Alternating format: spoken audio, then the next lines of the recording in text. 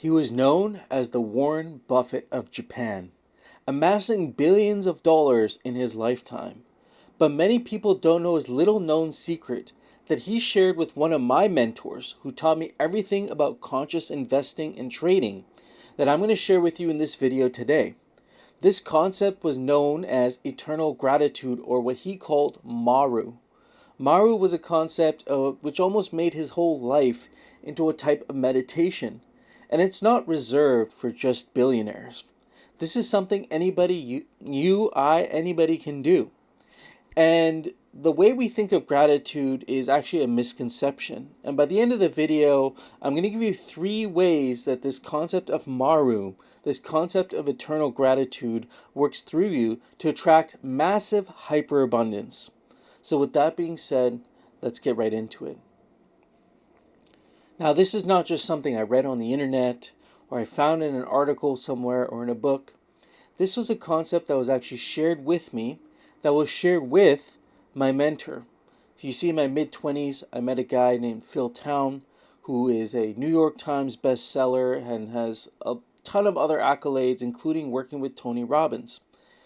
And I ended up working for him for a couple summers, and he manages a huge hedge fund. In addition to that, he does financial education, and I was given the opportunity to, learn, not only learn from him, but give others this financial education.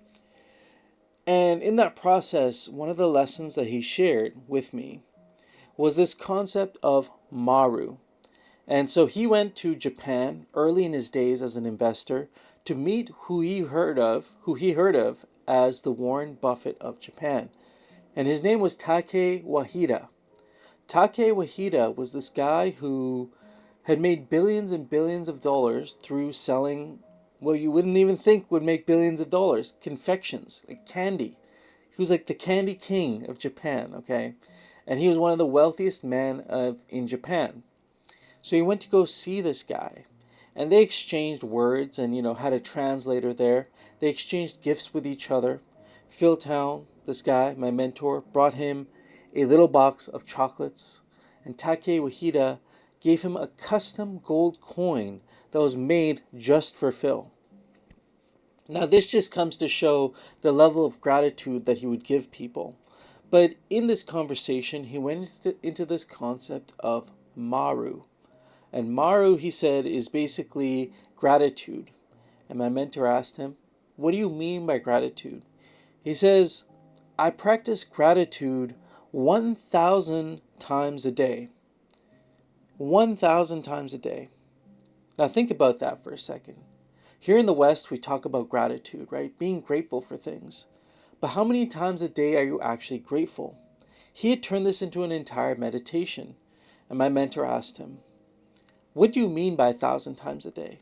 He said, "I'm grateful for the ground I'm standing on. I'm grateful for this table that our drinks are resting on." And he went on and on about probably 20 things he was grateful for in that exact moment that he was consciously aware of. And now we're going to talk about in this video the 3 things that it actually does to your mind on a scientific and metaphysical level. But he was really amazed by this, right? And I took him up on that challenge. And I ended up getting myself a counter, one of those clicky counters. And I would click it every time I was consciously grateful for something. And you want to know how many times I was grateful for something in a day? Max, on the best days, maybe 30 times. And so what he had done is he'd gone a step further into making life a conscious meditation by being in a consistent state of gratitude. Now, what exactly does that do to our minds? Why is this so powerful? And why did it work so well for him? And why it can work so well for you? It comes down to these 3 things. The first thing here is when you're in this emotion of gratitude.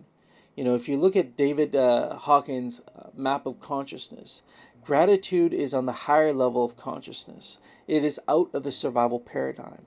When you're grateful for something, you're abundant and you're able to give gifts. And before the advent of money, before, kings and queens and all that, in the tribal days, someone who gave a lot of gifts was highly praised because they had a lot to give.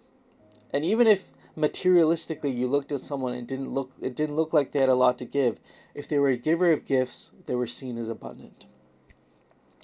Now what this does is emotionally it puts you in a higher emotional state more consistently. And as we know on this channel, emotion is just energy in motion. It's a state of vibration. And when you're in a higher state of feeling gratitude, you now are in this higher frequency that's going to attract like-minded opportunities to you. So that's the first thing. But it also creates a sense of heart-mind coherence, because many of us are so stuck in our minds here that we almost forget the inner wisdom and knowledge of our hearts. And this way of expressing gratitude is coming through as a feeling. So it's a combination of our thoughts that we're consciously thinking, I'm gratitude about this, I'm grateful about this, I'm grateful about this, but also the feeling of love, which is a high vibrational emotion. These things together actually create an energetic field around you that people like Manly P. Hall and other metaphysicians have written about, Neville Goddard has written about, that when you have this state of heart-mind coherence, it attracts things to you. Now, the Heart Math Institute has actually proved this. This is not some woo-woo bullshit. The Heart Math Institute actually studies these electromagnetic fields around the heart. And they've studied that when you're in a state of heart-mind coherence, you have access to fields of knowledge around you, anywhere from 100 to 5,000 times more powerful than the information you're able to access through your mind, through your brain, which is really incredible. So imagine this guy doing this state of Maru consistently, always being a state of heart-mind coherence, then attracting certain opportunities to him that he wouldn't even be able to see.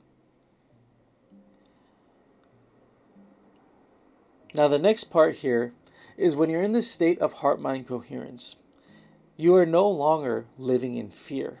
Your nervous system is now fully relaxed because you're coming from a place of abundance. And I can bet you right now, no matter where you are right now in life, no matter where you're watching this video, look around you. Can you list just 5 things you're grateful for in this very moment? And what's going to happen is when you're not in a state of fear, you open yourself up to this creative life force that's all around us, that I talk about extensively on this channel. It's an invisible energetic substance that literally energizes you. You create some of this through your own means, eating and breathing and things like that. But you actually have access to unlimited amounts of this. And you can imagine, it's one thing to be a millionaire, but to be a billionaire, you can imagine the amount of energy you actually need to create things in this world. Look at Elon Musk. It doesn't matter what you think about him politically or whatever that nonsense is, okay? Just look at what he's doing in the world. Look at all the different companies he's running. The amount of energy you need. And look at other billionaires too. Look at Warren Buffett, How many things he has his hands in. How many things he must be looking at any one point in time. And the man is 96 years old. So this is a way of revitalizing your energy to make sure you're not on the edge of burnout consistently, to make sure you always have access to this life force that's running through you, and heart-mind coherence. Now the third thing is something Eckhart Tolle talks about, is when you're in a state of gratitude consistently as meditation, you are now in a state of presence. You're now in the power of now. You're now in the current moment. And when you're in the current moment, you're no longer attached to what he calls psychological time. Psychological time is just when your mind drifts. You drift far off into the future. You drift far off into the past. My friend, attention is your most valuable currency. And you're giving it away to things that either haven't happened yet and will never happen, or things that have already happened and you need to just let go of, right? The easiest way to do this is to be consistently grateful for what you have right now. That's going to pull you into this current present moment.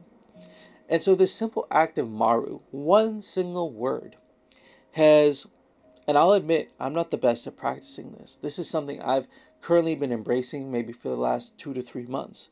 Really being more conscious and grateful for everything that I'm doing. And not just the big things, the little things, the ground I'm standing for, the places I'm sitting. In that way, you can turn your life into a meditation and open up yourself to abilities you never had, energy you never had, and the ability to, like these billionaires, make it to exactly where you want to be. That's all I really got. I have a one-on-one coaching program here. I've been working with clients. I might only be doing this for another month or so before it's application only. So if you're interested in working with me one-on-one, experiencing a shift in just 1 hour, you could see what other people have said. Check it out. I'll leave a link down below. Subscribe to the channel, of course, if you're not already. Until next time, peace.